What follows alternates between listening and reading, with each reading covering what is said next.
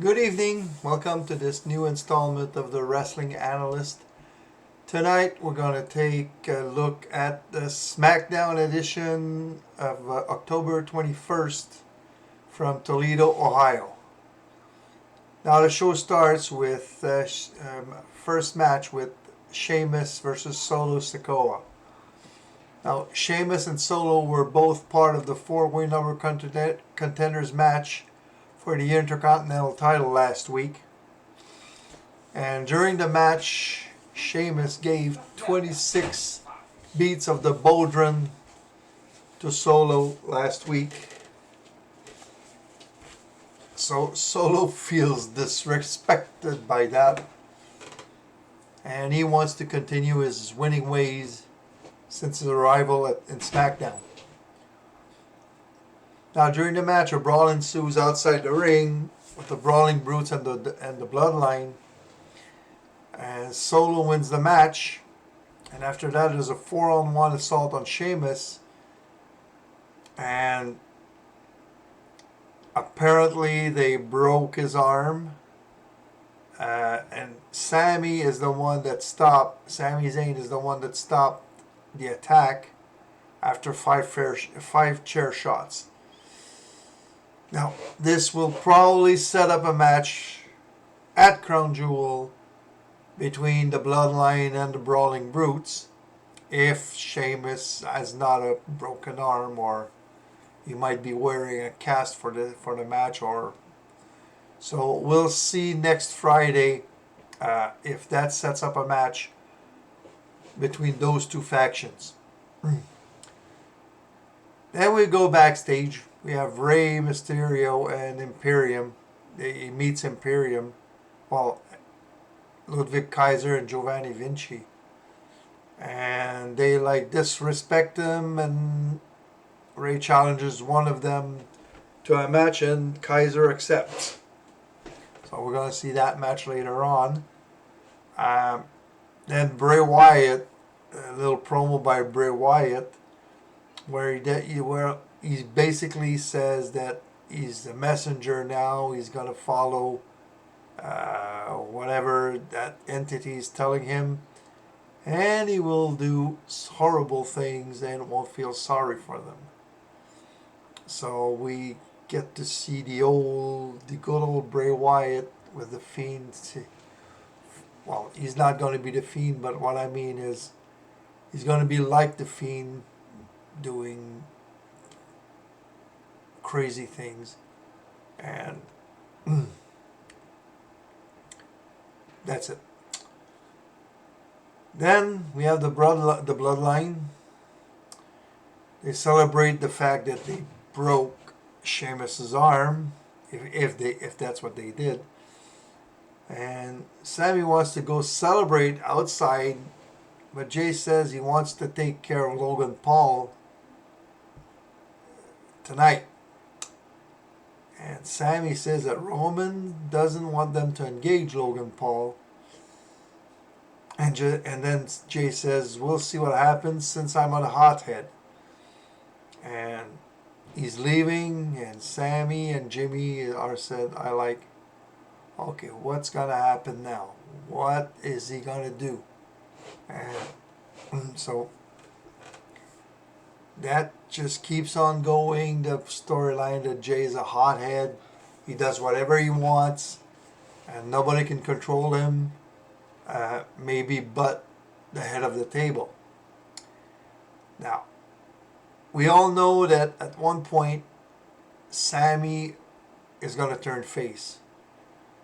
Now, does that mean too that Jay will do a face turn at one point? We'll see, but right now I don't see that coming. He's more of a... He wants to protect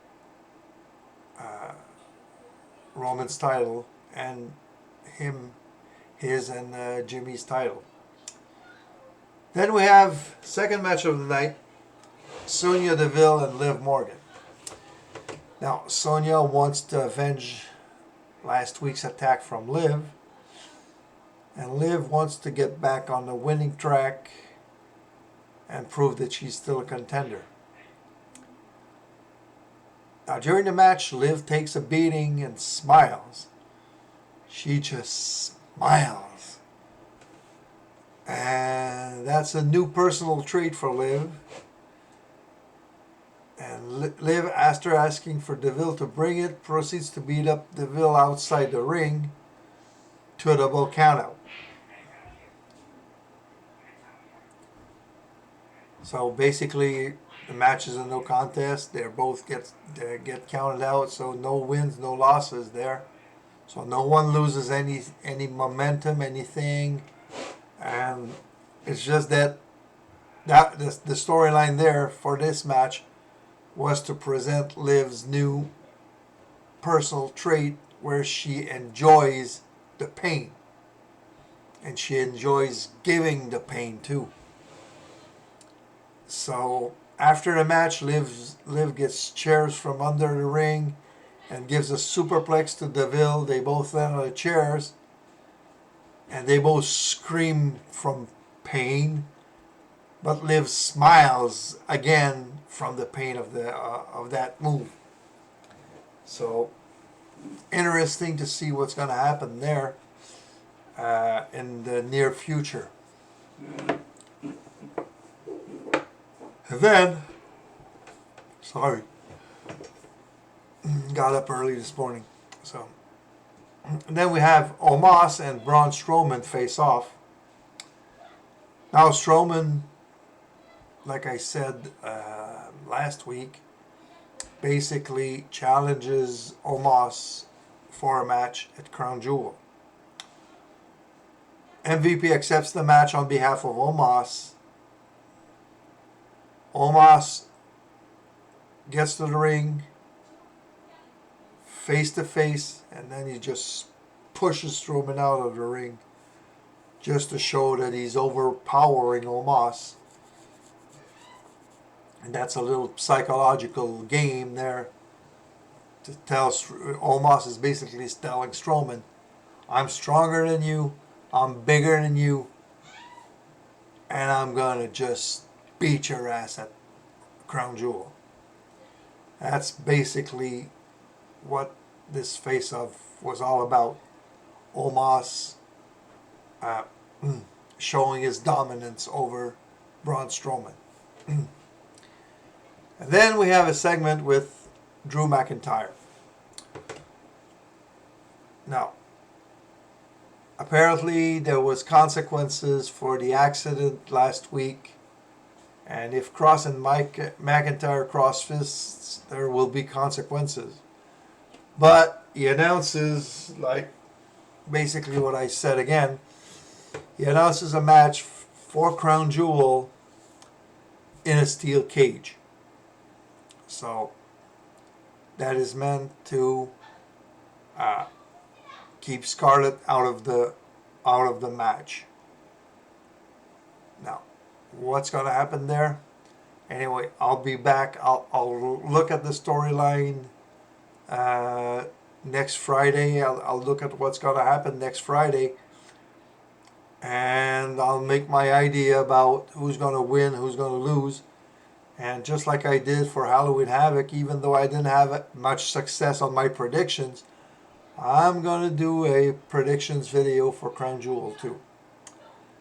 Now, match 3, Dakota Kai and Io Sky versus Raquel Rodriguez and Shotzi for the WWE Women's Tag Team Championship. Now, Raquel wants to take back the title she lost while she was teaming with Aaliyah.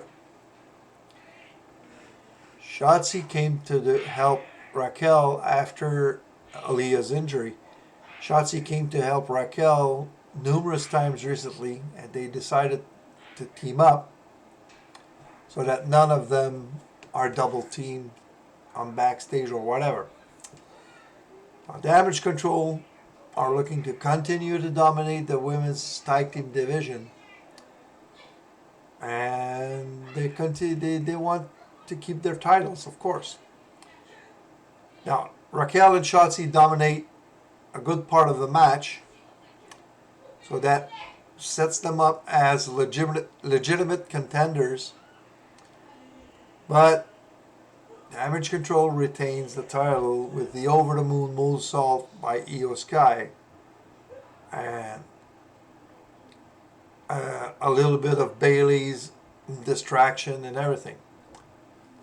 So so your winners and still champions, Damage Control.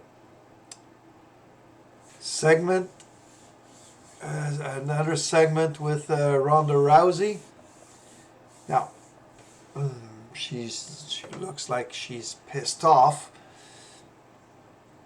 and she just basically says that the WWE Universe wants their favorite to win, and they don't want the best to win.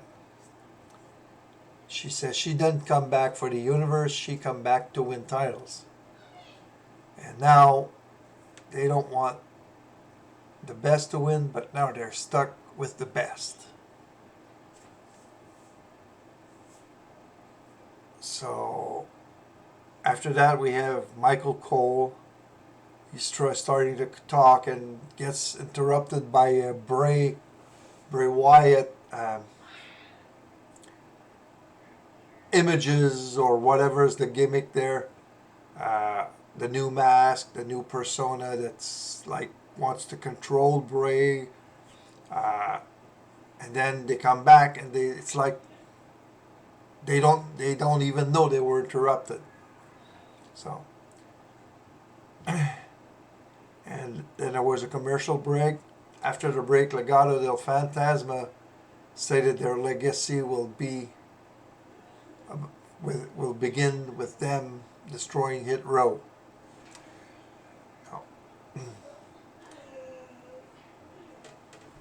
Then we have the fourth match of the night. Yes, there was only 4 matches during Smackdown.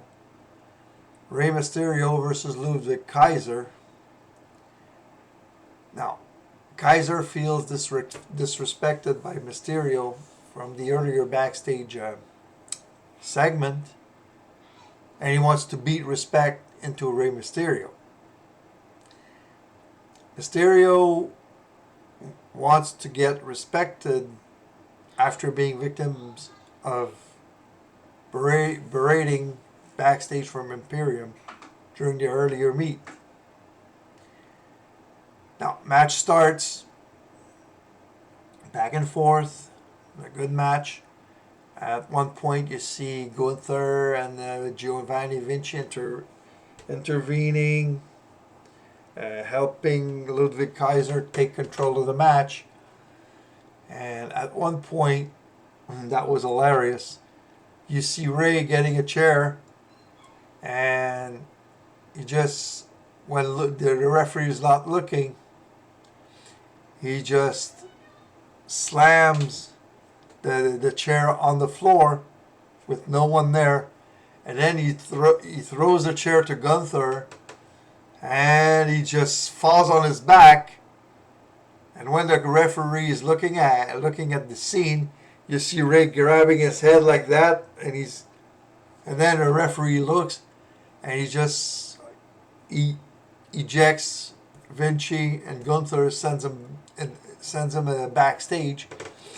So basically, Rey pulled at any moment, getting Gunther and Vinci ejected from the ring, and that was just. I love those, like winks to Eddie, because Eddie was Eddie. He was so good in the ring. He was one of my favorite wrestlers in the 2000s, and it's a shame that he died before at such a young age. It's a shame. But anyway, Rey wins with the 619 and springboard frog splash combo, and he wins the match. So again, Ray, since going to SmackDown, he's on a winning tear, and Ludwig Kaiser is about going nowhere. He doesn't win anything right now. But I suspect that at one point, Imperium is going to be challenging for the tag titles when they get that tag team going. Right now, they are there. Vinci and Kaiser, they are there to protect Gunther's Intercontinental reign. Final segment of the evening. It's Logan Paul and the Bloodline. So Logan Paul is talking when Jey Uso just attacks him from behind. Proceeds to beat him up. And then Sammy and Jimmy come to the ring. No, just Sammy alone, sorry. Comes to the ring, tell Jey to get out of the ring. And says Roman didn't want us to touch him. And Roman's going to be pissed. And then Jey goes to get out of the ring. And as soon as Sammy turns around, bam, he goes back and he tries to resume his attack on Logan Paul, but Logan Paul just lands a punch and knocks out Jey Uso. Now, that was to sell what Logan Paul is saying all along. What if I land one lucky blow and win the title? So that whole segment was there to sell that one lucky punch or lucky blow that would knock out Roman. That was the sole purpose of this segment. So, Crown Jewel card is taking shape. We already have what? 5 matches? 5 matches set up, and probably a 6th one with the Bloodline and the Brawling Brutes.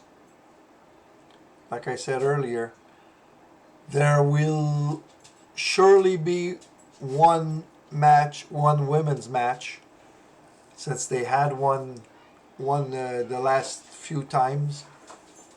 Of course, the women are going to be wearing full. Let's just say they won't show any skin. Let's just say like that. So, hope you enjoyed this video. That's it for Friday night Smackdowns for October 21st. Was from Toledo, Ohio. So if you like this video, leave a like. Please subscribe to my channel. I'm going to do another video tomorrow for the results of Halloween Havoc and what I think is going to happen in the near future until their next premium live event that's going to happen on December 10th, which is called Deadline. That's a new premium live event for the NXT. And I'm going to start doing videos maybe more often, not just for results, but maybe I'm going to take a look at storylines. Let's say like Seth Rollins, what's going to happen with him, or the United States title, what's going on with this. I'm thinking about that. I'm starting to take a look at what I can do with that, just to have more content and maybe make you understand more what's going on. Why this thing or this thing or this thing happens. Now I know, just a little side, I'm just going sideways here 1 second. I know that for Halloween Havoc, some people complained about ref bumps during championship matches. So I'll explain why ref bumps are important in championship matches when I do my Halloween Havoc review tomorrow. So hope you like this video. Leave a like, subscribe, turn on the notifications, and if you know people that love wrestling and you think they would be interested in my analysis, just refer my channel to them, and I just hope I can grow this community, and I just hope you like the analysis I do. Have a nice evening, and I'll see you tomorrow.